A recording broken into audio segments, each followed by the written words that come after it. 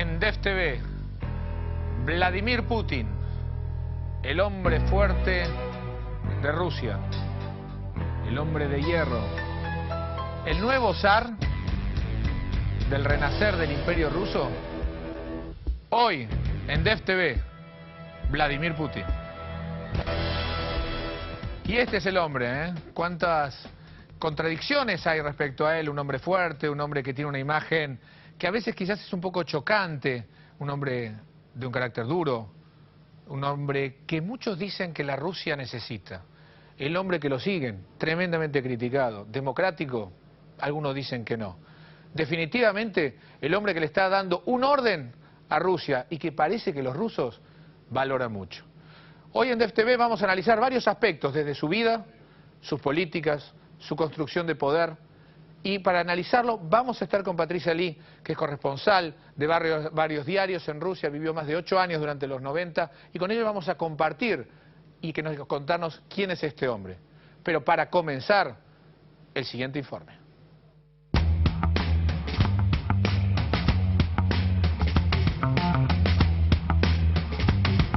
Es el hombre fuerte de un imperio que reclama su lugar. ¡Hurra!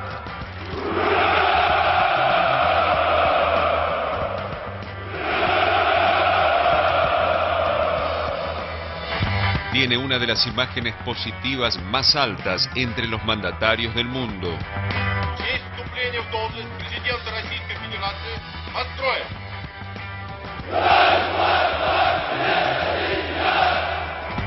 Bajo su brazo protector, una de las naciones más poderosas del mundo renace de sus cenizas. Did you expect us to wipe our bleeding nose and bow our head down?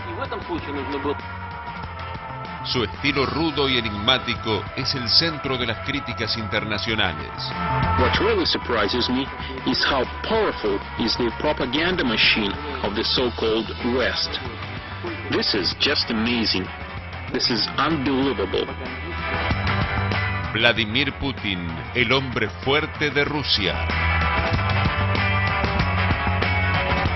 Vladimir Putin, en su actual cargo de primer ministro de Rusia, es sin dudas el verdadero hombre fuerte del país.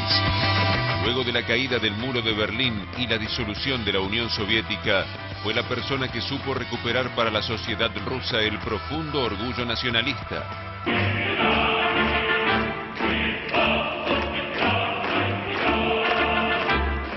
Patriotic and fascinated by Tsarist imperialism in his youth, Vladimir Putin was also deeply influenced by the Soviet regime.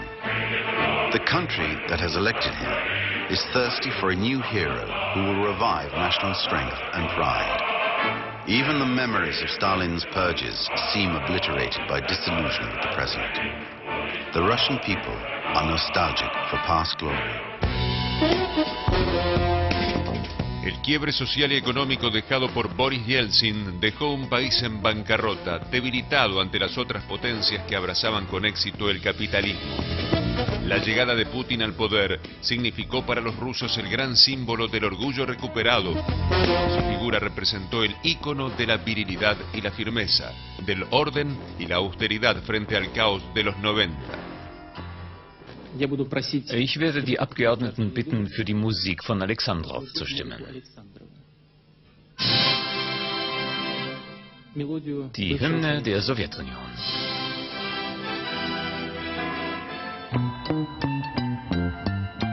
Reacio a las ruedas de prensa, es el propio Putin quien convoca a los medios solo cuando su exposición pública puede apuntalar su imagen todopoderosa. Es maestro de judo y fue varias veces campeón de su país.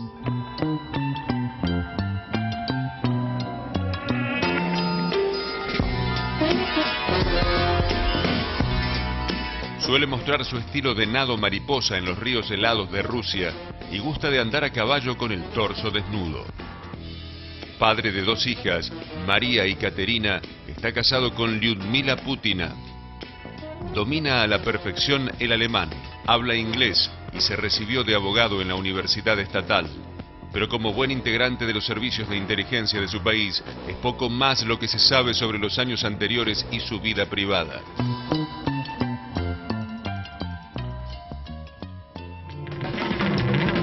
Vladimir Vladimirovich Putin nació en la Leningrado de la Unión Soviética el 7 de octubre de 1952.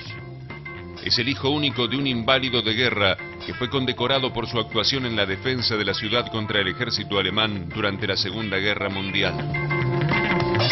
En 1975, Vladimir Putin comenzó su vida profesional en la Dirección de Inteligencia Exterior del Comité de Seguridad del Estado, la poderosa y temida KGB. At the age of 16, Vladimir Putin knocks on the door of the KGB headquarters in St. Petersburg and asks to join. He is told that the KGB alone decide who and when they recruit. Vladimir Putin is 23 and in his 4th year at law school when the organization contacts him. Tras 15 años en los servicios de inteligencia, en agosto de 1991, durante un intento de golpe de Estado contra Mikhail Gorbachev, Putin renunció oficialmente a la KGB. Sería una decisión trascendental que marcaría un nuevo rumbo en su vida política.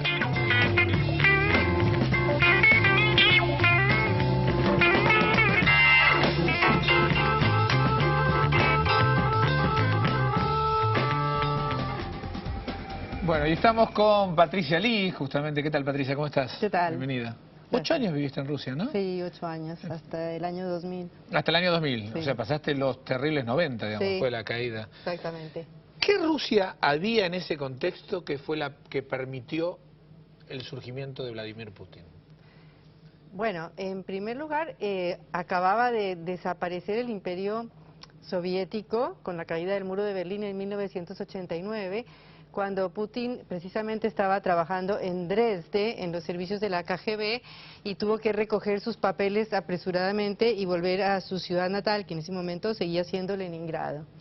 Cuando él llega a Leningrado, en 1991 desaparece la Unión Soviética, segunda pérdida para un hombre hecho y creado por la Unión Soviética, un hijo de padres que vivieron el bloqueo de Leningrado, como muy bien decía el informe. Sí, que el padre justamente fue, ¿no? Sí, herido en la guerra, y su madre vivió los 3 años del bloqueo de Leningrado, que fueron años durísimos, y él está marcado por este destino soviético. Y él tiene que presidir primero la desaparición de la caída del muro de Berlín, la caída del imperio soviético en Europa, y luego la desaparición misma de la Unión Soviética. Cuando él llega, en los años 90, durante el gobierno de Boris Yeltsin, en Rusia sucede una revolución, un cambio descomunal con la caída del régimen de partido único, y se produce, por un lado, una explosión de libertades, digamos, en el cual de pronto todo el mundo pudo hacer todo lo que le fue prohibido durante décadas. Por otro lado, una licuación completa del poder estatal. Boris Yeltsin tenía una frase que decía: agarren tanta libertad como puedan. Y por supuesto todas las provincias, repúblicas o regiones de Rusia agarraron tanta libertad como pudieron. Al grado tal que una pequeña república del Cáucaso musulmana como Chechenia declaró la independencia. Y en 1994 el Ejército Rojo la invadió, le declaró la guerra y perdió la guerra. De manera que cuando el gobierno de Boris Yeltsin llevaba algunos años, el Ejército Rojo había sido derrotado en Chechenia por un pequeñísimo país caucásico y musulmán. Claro, no, para el orgullo ruso es un caos completo. Un caos completo, mortal. Un caos. Porque hay que recordar, digamos, que este es un país imperialista, o sea, el imperio ruso tiene una tradición enorme, desde los zares, etcétera, y eso es parte del pueblo, ¿no? Sí, Rusia, a pesar de que en ese momento ya era solo Rusia, pero Rusia está conformada por un montón de nacionalidades y de territorios conquistados por los zares, específicamente el Cáucaso. Claro, correcto. Pero con una tradición, digamos, como ciudad, eso es lo que te pregunto vos que viviste ahí.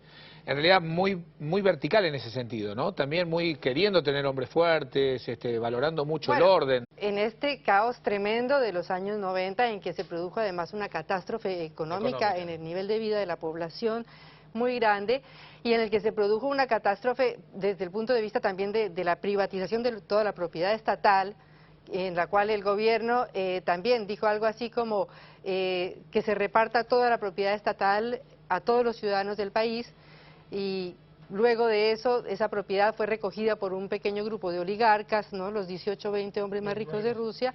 En ese marco había tal necesidad de que alguien pusiera orden frente a un gobierno como el de Yeltsin, que ya era una persona enferma, que difícilmente se mantenía sobrio, y por lo tanto se necesitaba una autoridad. En esos últimos años de Yeltsin, en el año 97 vino el default, como en Argentina, sí, vino la hiperinflación, hubo 5 primeros ministros y todo el mundo esperaba la última salida de Yeltsin. Y cuando Yeltsin lo nombra a Putin, todo el mundo cree que es el último error de Yeltsin, así titulaban los diarios en Rusia en ese momento. Bueno, ¿y quién es Putin? ¿De dónde sale? Bueno, Putin es un producto de la Unión Soviética y de los formado en la KGB, pero eso no es un defecto, digamos, desde el punto de vista de su formación, porque la KGB era el instituto de más alta formación profesional de políticos, de diplomáticos y de espías de Rusia. No era una cuestión solamente de espías, era una formación completa. Por eso habla alemán, habla inglés, sí, tiene una gran cultura. Sí. Él, digamos, empieza a estudiar alemán porque él quiere ser espía desde chico, porque su papá cumplió misiones de contraespionaje en la Segunda Guerra Mundial en las filas de la retaguardia alemana. Y él tiene este ideal de ser espía y por eso él mismo empieza a estudiar alemán. Luego él entra a la Universidad de Leningrado a estudiar Derecho por consejo de la KGB, ¿no? Pero a la Universidad de Leningrado ese año entraron 10 estudiantes secundarios nomás, es decir, era un esfuerzo muy grande y había que tener una altísima calificación para entrar a la universidad. O sea que Putin necesitaba una persona muy calificada para entrar. Para entrar a la universidad. En la universidad tuvo que sacar excelentes notas para que la KGB lo convocara. Y después de eso pasó por una prueba de estudios en Moscú, en institutos especializados para los funcionarios de la KGB, donde le dieron todo tipo de preparación internacional. Ahora, Patricia, ahí dice el informe que él renunció a la KGB. Sí. Y vos me dijiste el comentario... No se renuncia a la KGB. Claro. Se entra, pero no se sale. No se sale. No. O sea que él es de la KGB. Pues, claro, quizá no tiene puestito, digamos, pero que evidentemente uno cuando entra pertenece a esa organización y siempre está contando con el apoyo de esa organización. Claro, no puede uno renunciar, no existe la renuncia. Uno siempre va a KGB. Bueno, Yeltsin lo nombra a Putin.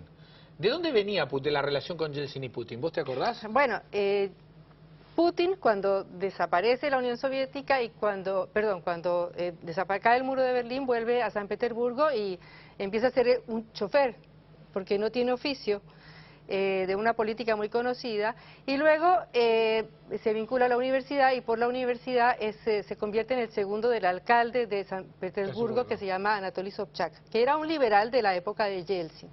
Pero Sobchak pierde las elecciones en el 96 en medio de muchos escándalos de corrupción y otra vez se queda sin trabajo Putin. En ese momento, que es un momento, digamos, crítico de su vida, 95-96, hasta se le quema la dacha con sus ahorros, es decir, le pasa de todo. La dacha es una casita de campo, él tiene su departamento y todos los rusos tienen una pequeña casita de campo. Y bueno, está en su peor momento cuando lo llaman a la administración del Kremlin. Y ahí empieza a demostrar sus dotes de administrador. Y Yeltsin necesita una persona al cual pueda sucederlo y que aparte le garantice la inmunidad de su familia, que es el problema fundamental, el pacto que hubo para que Yeltsin se retirara, y es que alguien le garantizara la inmunidad. Y Putin fue esa persona. Y Putin se la garantizó. Ahora, y después Putin empieza la construcción, porque vos decías justamente, Putin cuando asume en realidad nadie le daba... Era joven, era joven, nadie lo conocía demasiado, nadie sabía eso. Sí, pero pasa, apenas él se posesiona, el 6 de agosto lo nombra Yeltsin, el 16 lo ratifica la Duma, y al poco tiempo suceden unos atentados en Moscú y en las ciudades rusas, 5 atentados en que vuelan edificios de departamentos completos, con toda la gente durmiendo adentro. A las 5 de la mañana empiezan a estallar bombas. Yo estaba viviendo en Moscú en ese momento, y destruyeron los edificios que no quedó ni una pared, y murieron 500 personas, pero obreros, trabajadores, niños que dormían en los departamentos.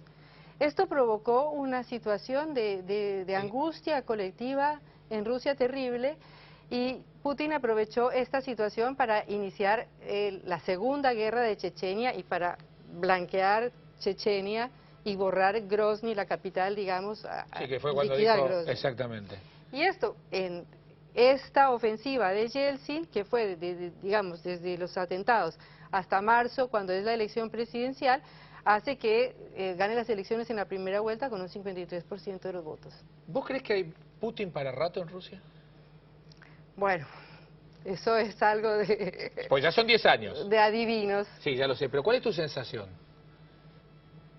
Yo creo que a 10 años los problemas que Putin quería conjurar siguen ahí.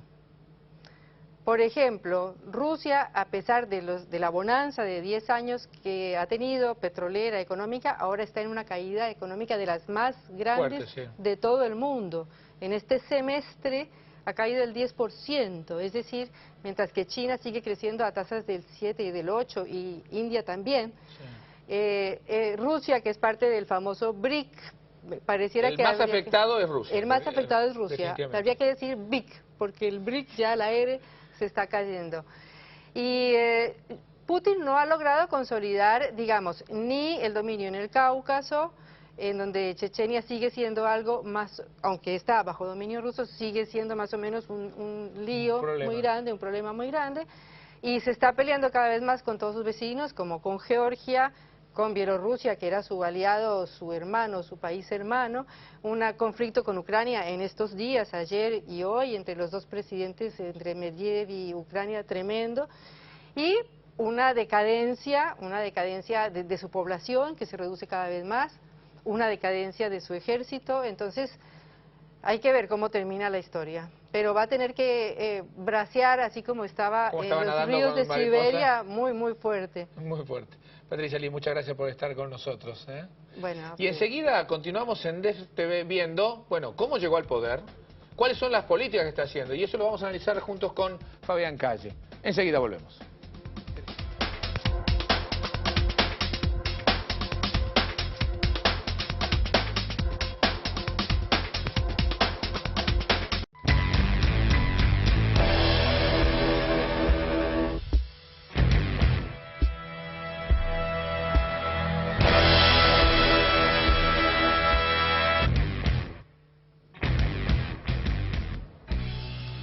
Obviamente viendo las imágenes nos hace recordar un poco a James Bond, o el tema de espías, esa imagen de dureza que tiene. Fabián Calle, ¿Putin es así? ¿Es tan duro? ¿O es una imagen que él quiere dar? ¿Que Rusia necesita? Yo creo que tiene una historia de dureza, ¿no? Y una profesión después elegida por él, que también lleva a un cierto tipo de temple y de actitud, y después un manejo de esa imagen que es muy valorada por el pueblo ruso, históricamente, y más después de lo que se vio en los 90. Exactamente. Bueno, pero ¿cómo llegó al poder Vladimir Putin? Para eso, el siguiente informe.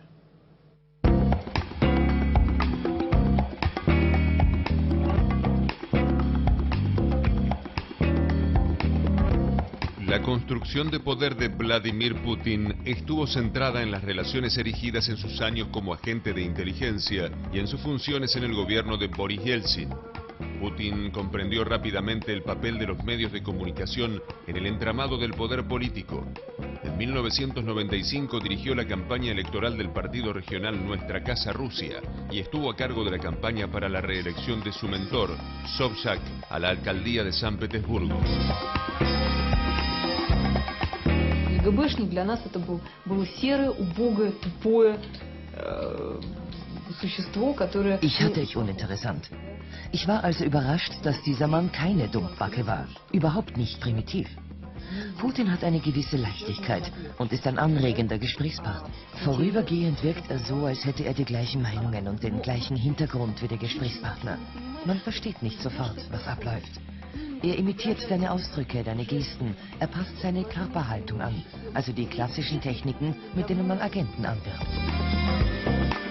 Al perder las elecciones regionales, Vladimir Putin se trasladó a Moscú, donde ocupó en los siguientes años cargos cercanos al presidente Yeltsin. En pocos meses fue escalando posiciones y ganándose la confianza del primer mandatario, hasta que en 1998 fue nombrado director de la FSB, la Agencia de Seguridad de la Federación Rusa, sucesora de la temida KGB. Повторяю, для меня это родные стены. Но это и огромное доверие со стороны президента страны, со стороны правительства.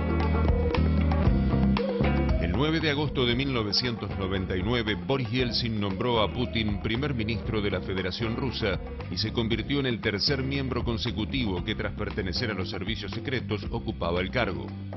Клянусь уважать и охранять права и свободы человека и гражданина. Mr. Putin belongs to that generation of Russians who joined the KGB in 1975 when they knew perfectly well about the crimes committed by Stalin, about the role the Soviet state security played in the dramatic history of my country. Con la crisis económica desatada por las políticas liberales, cercado por denuncias de corrupción y por una salud débil, Yeltsin solo podía confiar en una sola persona para sucederlo en la presidencia. Aunque un año antes de las elecciones Vladimir Putin solo tenía un 3% de intención de voto en la sociedad rusa, un nuevo y poderoso líder se gestaba en la persona del ex agente de inteligencia. Cuando nos enteramos de la noticia, pensamos que definitivamente la política rusa se había vuelto imprevisible. El que una persona como Putin, que según todos los que lo habían tratado no era más que un pequeño funcionario, pudiera convertirse en presidente si algo le sucedía a Yeltsin, nos parecía sencillamente absurdo. Fui a ver a un amigo, un profesional del marketing político, y le pregunté, ¿se puede reanimar a un paciente como Putin? Él me respondió, hay una forma de hacerlo, basta con una victoria en una guerra pequeña, pero nadie se atreverá a hacerlo. El 19 de diciembre de 1999, Putin ganó las elecciones legislativas celebradas en Rusia, pero el verdadero golpe de mano del hombre fuerte del Kremlin estaba por venir. El último día de ese mismo año, Boris Yeltsin presentó su dimisión como presidente de Rusia y Putin asumió las funciones en la jefatura del Estado y las Fuerzas Armadas. Я решил назвать человека, который, по моему мнению, способен консолидировать общество. Владимир Владимирович Путин. Con una reducida imagen positiva, el comienzo de la era Putin estuvo marcada por la lucha autonomista chechena y los ataques terroristas, reivindicados por los separatistas que mataron a 200 rusos en la propia Moscú.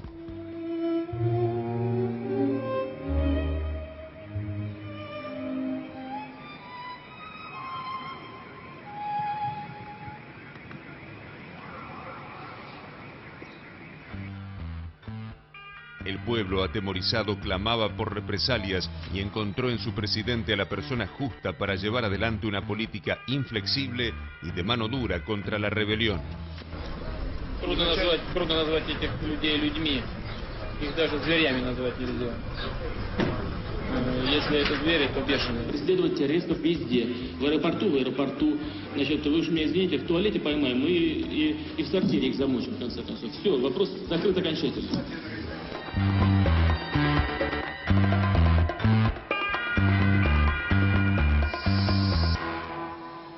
Y esas fueron las frases que cumplió. Ahí fue cuando vino el ataque a Chechenia, ¿no? La segunda guerra con Chechenia, que arrasó con la guerrilla chechena y el ejército checheno, y hoy Chechenia es un protectorado gobernado por un checheno aliado de Moscú. Y próximamente se llevó a Grozny puesto, ¿no? En la capital. La arrasó.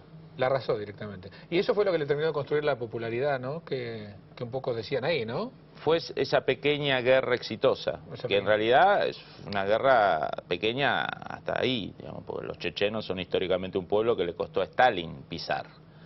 Además, con mucho apoyo del radicalismo islámico, o sea, es una guerra pequeña, pero contra una fuerza no despreciable como fueron los chechenos. Ahora es interesante porque en realidad la llegada de Putin no es una llegada desde afuera del poder, siempre es una llegada desde adentro del poder. Él es un hombre de lo que llaman los siloviki. Los siloviki son los hombres ligados a los servicios de inteligencia de las Fuerzas Armadas, que son la médula espinal de la Unión Soviética y de Rusia, que cuando todo lo demás se desmorona, Lo que queda es el ejército. Lo que queda, el núcleo, y además son los sectores que más claramente vieron lo que se venía. La KGB, hoy se sabe, por documentos desclasificados de los 70, de principios de los 80, tiene muy claros diagnósticos de la crisis en la Unión Soviética, digamos. Es la inteligencia que ve más claramente lo que está por pasar. Sí. Y no casualmente son los que se dan cuenta también que la orgía de corrupción de los 90, ¿no?, de estas visiones así de cleptocracia, libre mercado, anarquía, tenían que ser detenidas porque si no se desintegraba el país. Y acá ellos, estos siloviki, se enfrentan con poderes inmensos, digamos. Todos los grandes empresarios, gente que maneja 20, 30 mil, 40 mil, 50 mil millones de dólares. Enfrentarse con esa gente, ¿no?, es muy peligroso.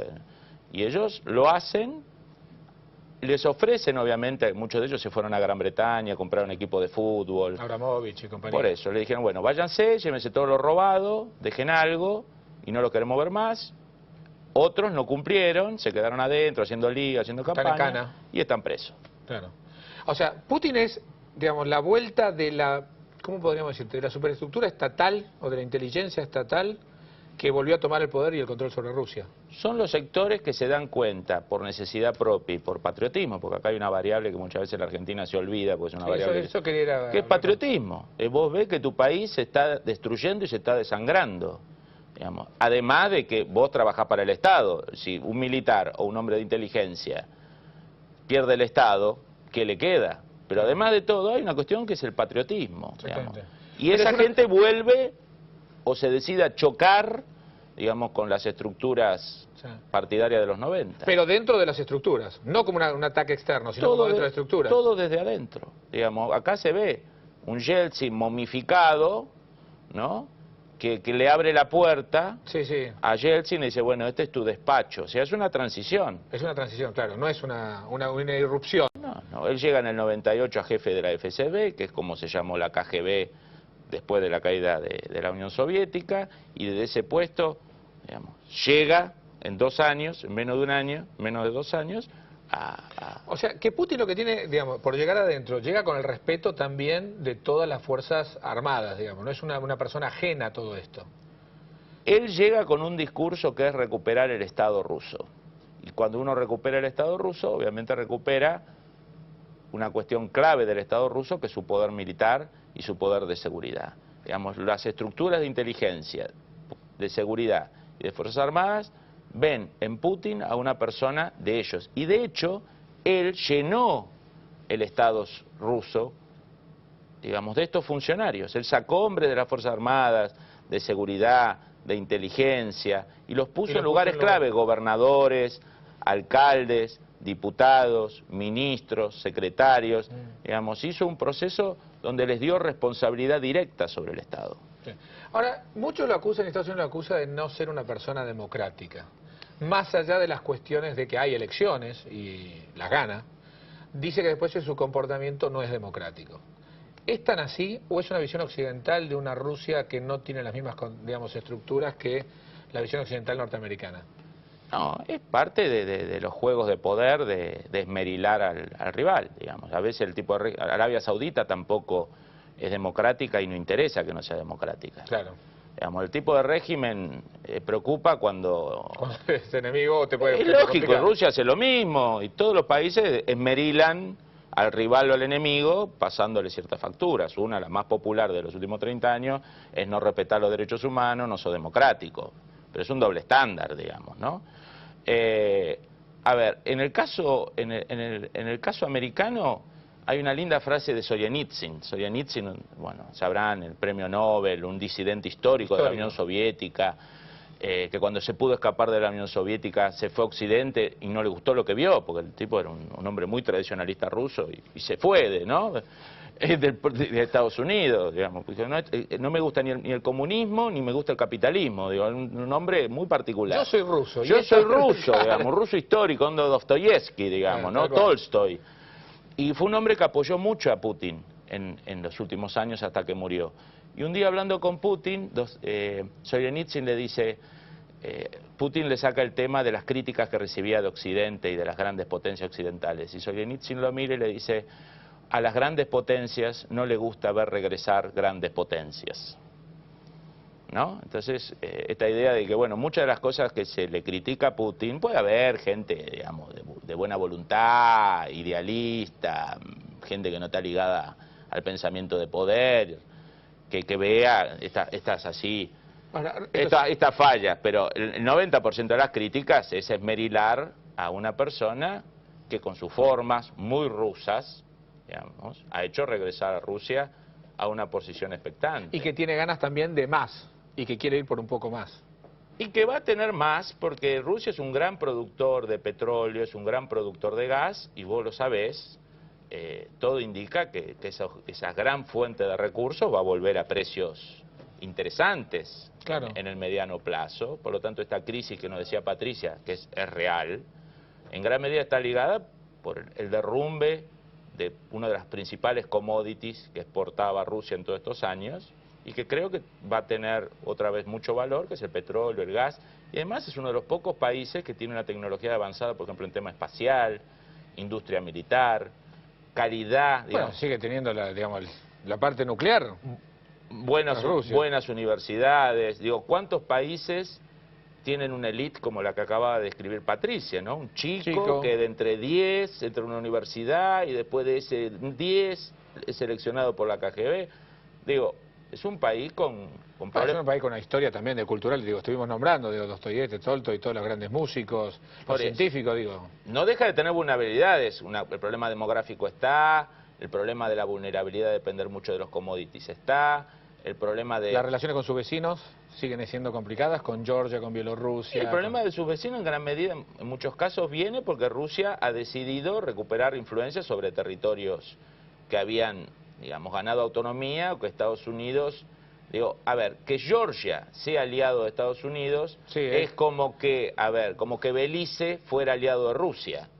Digamos, a Estados Unidos no le gustaría, digamos, ¿no? No, evidentemente. Bueno, entonces, lo que está haciendo Rusia es apretando política, económicamente y en algunos casos militarmente sobre una periferia que quedó vacía, y como los vacíos se llenan en la física y en la política internacional, esos vacíos fueron empezados a ser llenados por otros países. Y bueno, lo que se está sucediendo ahora son estas fricciones. Claro.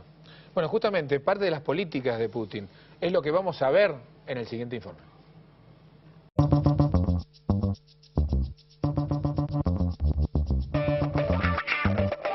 Las medidas tomadas por el gobierno de Vladimir Putin están todas marcadas por la impronta del líder ruso. Acusado duramente por Europa de ser proteccionista, el primer ministro siempre buscó la recuperación del orden económico y social de su país sin considerar las miradas extranjeras. It's more or less clear that Putin is here to stay. He has a sense of a mission to make this country great again, to make this country again a superpower. Durante el crudo invierno que asoló a Europa durante el año pasado, Vladimir Putin no dudó en recortar el suministro de gas al continente por un problema originado en Ucrania. La defensa de las arcas de Rusia está por delante de cualquier tratado internacional. Mientras miles de personas en Bosnia y Serbia se han quedado ya sin calefacción con temperaturas de hasta 9 grados bajo cero. Algo tan cotidiano como encender el gas para cocinar se está convirtiendo en todo un lujo en los países dependientes de gas ruso. Y es que 17 países se han visto salpicados por la drástica decisión del Kremlin de cortar de raíz el suministro de este combustible como represalia a Ucrania. El primer ministro ruso demostró durante su gobierno que no era solo una imagen de hombre duro e inflexible. En la violenta toma de un teatro en Moscú por parte de un grupo terrorista checheno en octubre de 2002, Vladimir Putin reprimió con mano de hierro a los rebeldes, dando un mensaje claro y contundente a las fuerzas que impulsaban el separatismo. Suddenly, masked gunmen invaded the stage mid-song. Female suicide bombers surrounded the crowd. Their demands, Russia should immediately withdraw its forces from Chechnya. The authorities were unwilling to accede to the terrorist demands. At 6 a.m. on October 26th, 57 hours after the beginning of the siege, the operation began. Special forces employed a never-used-before secret gas. It knocked out the hostages and the suicide bombers alike before they had a chance to detonate their explosives. After a short gunfight in which no policeman died, the operation was complete. It appeared to be a stunning victory, but it was too early to celebrate. They didn't think about what to do with the hostages after they poisoned them. Nobody was ready. The hospitals were expecting people suffering from wounds and gunshots, not gas poisoning. In total, 136 lives were lost. Otra muestra más reciente de la determinación del hombre de hierro fue la ocupación que Georgia hizo de la separatista Osetia del Sur. Con apoyo internacional, el gobierno de Georgia tomó por la fuerza el control de la provincia autonomista. La respuesta de Putin no tardó en llegar. We have serious reasons to believe that directly in the combat zone, citizens of the United States were present. I've told you that if the facts are confirmed, that U.S. citizens were present in the combat zone, that it means only one thing, that they could be there only on the direct instruction of their leadership. El trato con la prensa y la oposición agrupan la mayoría de las denuncias internacionales por la falta de libertad de pensamiento y por la represión a los disidentes internos. Alexander Litvinenko era un ex espía ruso que sabía demasiado y uno de los principales opositores al régimen de Putin. Exiliado en Inglaterra, murió envenenado en extrañas circunstancias. Фамилия моя Литвиненко, зовут меня Александр. Я бывший подполковник Федеральной службы безопасности Российской Федерации. Сейчас я не видел никакого отличия между нашими офицерами и бандитами, против которых мы боролись, кстати. Единственная разница только, что у бандитов не было власти государственной, а у наших офицеров она была. В ночь, когда Саша умер, нам сказали, что это очень опасно оставаться в доме, и мы должны его покинуть. Я даже не могла взять школьные вещи для сына. Единственная эта фотография.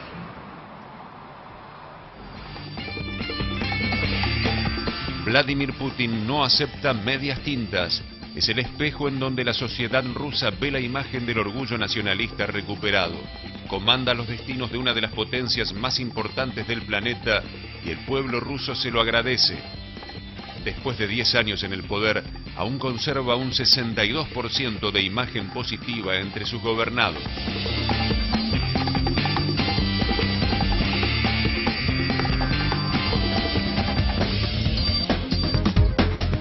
Bueno, evidentemente la imagen de la dureza. Explícame un poco cómo fuiste a esto de poner a Medvedev presidente y él de primer ministro. ¿Cómo es la jugada? Bueno, ahí lo que había, ellos tenían un solo mandato, con lo cual había una presión de la sociedad y del propio gobierno para la reelección. Bien. Algo parecido a lo que hoy vemos en Colombia con Uribe. Con la eventualmente de Uribe. Y ahí Putin yo creo que opta por la estrategia de no mostrarse como una persona aferrada a un cargo y hace esta jugada de poner a su hombre de extrema confianza, que es Medvedev, como presidente, y él correrse, en realidad no correrse, digamos, posicionarse con un cargo eventualmente menor como es el de primer ministro. Ahora, ¿está construyendo su sucesión o está construyendo una lógica de mantenerse? Bueno, acá hay se tejen todas sus hipótesis sobre si él no está preparándose para dejar pasar el periodo de Medvedev y él presentarse después. Lo que hay claro acá que Putin ha construido una base de poder y que la política rusa, digamos, va a seguir girando, al menos en el mediano, largo plazo, alrededor de esa estructura, porque no es solo Putin, como vimos, digamos, es una estructura. Claro, sí, es toda una estructura, en la cual la cabeza es Putin. Las Fuerzas Armadas, los servicios de inteligencia, las Fuerzas de Seguridad, las empresas del Estado. Digamos, una de las cosas que ha hecho Putin es darle un rol central en la política y en la economía a Gazprom. Claro. Gazprom es una de las empresas más grandes del mundo que maneja energía, gas, petróleo.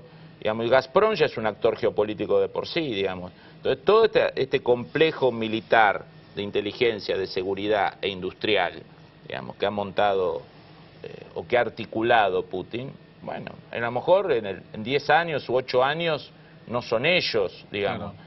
Pero... Obama, se fue Bush, Putin era como que hablaban el mismo código con Bush, aunque situaciones distintas. La relación con Obama, ¿vos crees que va a cambiar este vínculo, la situación de Rusia con Estados Unidos? Esta mayor apertura, esta cosa de ser más suave desde Obama, en teoría. A nivel personal, la relación entre Putin y Bush hasta hace 3-4 años, a nivel personal era buena. Lo que pasa es que sabemos que en política internacional la relación entre los presidentes es una variable blanda. Sí, lo principal son los intereses. Putin en el 11 de septiembre del 2001 tomó una postura favorable a Estados Unidos. Sí. Se dio cuenta por dónde pasaba el corte, el quiebre, y mantuvo una actitud muy prudente con Estados Unidos desde el 2001 al 2005, 2001, 2004. O sea, se mantuvo aliado, y además porque a él le interesa también luchar contra el radicalismo islámico, porque es un problema muy serio para Rusia, los chechenos, ¿no? Varias regiones que tienen activismo islámico. Por lo tanto, es un enemigo en común. Ahora, lo que obviamente Putin y Rusia no podían aceptar es este avance militar de Estados Unidos sobre zonas candentes como Afganistán, Irak, que son... Bueno, entonces ahí hay un doble juego. Sí a la lucha contra Al-Qaeda, sí a la lucha contra el radicalismo islámico, pero no a las buenas relaciones de Washington con Georgia, a las buenas relaciones de Washington con algunos gobiernos pro-occidentales en Ucrania, no a las presiones de Estados Unidos sobre Irán, digamos, ahí hay un doble juego y se fue deteriorando, y los últimos 2 años, bueno, dijo cosas como esto en el último tramo de Bush, hay americanos ayudando al ejército en Georgia. El gobierno de Obama creo que es un gobierno más realista. Obama nunca va a decir algo como dijo Bush en el 2001, lo vi a Putin a los ojos y vi un hombre sincero, digamos que es una frase casi de novela mexicana. Yo no lo veo Obama diciendo eso. Y Obama ha hecho lo que se llama el reset, limpiar la relación. Yo creo que se está dando cuenta que hay un exceso de expansión de Estados Unidos en la periferia rusa, que eso a lo mejor algo va a haber que ceder. Pero Obama tiene en su entorno gente muy dura con Rusia. Digamos, uno de los hombres que están en la sombra del gobierno americano, no tiene cargo formal, pero está, es Brzezinski, digamos, un polaco-americano muy duro, históricamente muy antirruso, históricamente muy anticomunista. Su hijo es embajador de Obama y él está... Fabián, pues nos queda poco tiempo. ¿Rusia-China? Rusia-China Rusia es el principal proveedor de armas y de energía de China. O sea, creo que estos dos países se han acercado por una cuestión de balance a Estados Unidos. Claro.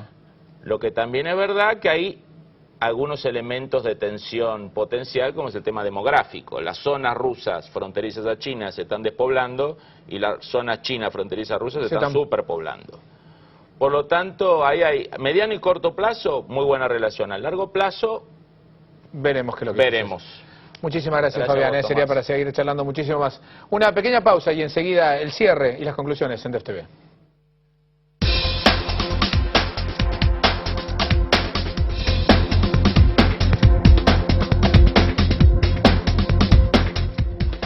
Y resumiendo lo que es Vladimir Putin y lo que representa para un país como Rusia, con una historia realmente en realidad de ser imperio de hace muchísimos años, el imperio cuando eran los zares, el imperio cuando estaba el Partido Comunista, esta necesidad del pueblo ruso de ser y ser el principal referente de toda su zona de influencia. Esto es sobre lo que construye su poder Vladimir Putin, sobre la base de decir una Rusia que renace, que tiene su lugar en el mundo, que lo pelea, que es una de las potencias que efectivamente quiere tener y jugar en el mundo, como lo hizo siempre, que tiene su tradición, su cultura, su historia, bueno, que ya todo lo que sabemos que son de Rusia. Por supuesto, para Occidente algunas cuestiones de Vladimir Putin no se entienden, no quedan claras, no es muy democrático. Hay que entender una cuestión, la cultura rusa en algunas cosas es distinta. Esto no significa que se pueda avasallar, como quizás lo hace, y hay dudas respecto a los comportamientos generales que tiene y sobre todo la ambición de poder. Ahora, Putin tiene muchos problemas como los tiene Rusia. Rusia no está consolidada, está sufriendo la crisis mucho más fuerte que el resto por ser dependiente básicamente de commodities, tanto de gas como de petróleo. Sigue teniendo los problemas con su zona de influencia, sigue siendo un país de grandes desigualdades, con grandes problemas de pobreza también y por supuesto los inviernos crudos. Decíamos con Fabián, mientras charlábamos, el pueblo ruso es un pueblo sufrido y es un pueblo duro. Pero de esa dureza también habla su fortaleza, la idea de cohesión, la idea de patria. En un país, imagínense que tiene el invierno que tiene, si no se siente junto, realmente las individuales no sobreviven. Esto es Rusia. Rusia nos va a dar mucho para hablar y Putin junto con él. Pero lo que renace no es Putin. Lo que sí renace es Rusia, que va a ser un actor independientemente de Putin, que es ordenado, que va a generar sus sucesiones y parece que surge un nuevo actor, así como está Estados Unidos, está consolidándose China. Me parece que el desafío de Rusia es generarse más allá de Putin. Y esto es lo que veremos. Si con Putin Rusia se debilita o si después de Putin Rusia queda fortalecida. Esperamos que hayan, bueno, a mí me interesó enormemente, muchas cosas que no conocía, de entender más de lo que es el mundo y las cosas que se vienen para adelante. Por supuesto, tenemos la revista de FTV que salió la semana pasada con los temas de ecología, qué pasa con las leyes en América Latina, que las tenemos pero no se cumplen. Y decimos en América Latina existe un marco legal que promueve el desarrollo sustentable, sin embargo las normas muchas veces no se aplican. La revista cada vez más completa con todas las notas que tenemos acá adentro, le habíamos dicho la otra vez, hasta desde cómo manejar un helicóptero, por ejemplo, diplomacia renovada, el artículo lo que charlábamos, Obama dándose la mano con Medvedev, y los análisis, el tema de energía, también la amenaza nuclear, y los artículos por supuesto del Tomás Bulat, de Fabián Calle, como decíamos, y el editorial, realmente muy recomendable el editorial de Gustavo Gorrich, que tiene que ver con las decisiones políticas que tiene que llevar adelante para asumir la responsabilidad del medio ambiente, que no es un tema menor y que realmente toma muchas decisiones. Así que ya sabe, busque DefTV en sus kioscos. Y nosotros los esperamos a ustedes, como todos los domingos a las 22 horas, acá en DefTV, para analizar los temas, no lo de la coyuntura, sino también a nivel internacional y que entendamos un poco más el mundo, lugar al que deberíamos pertenecer un poco más.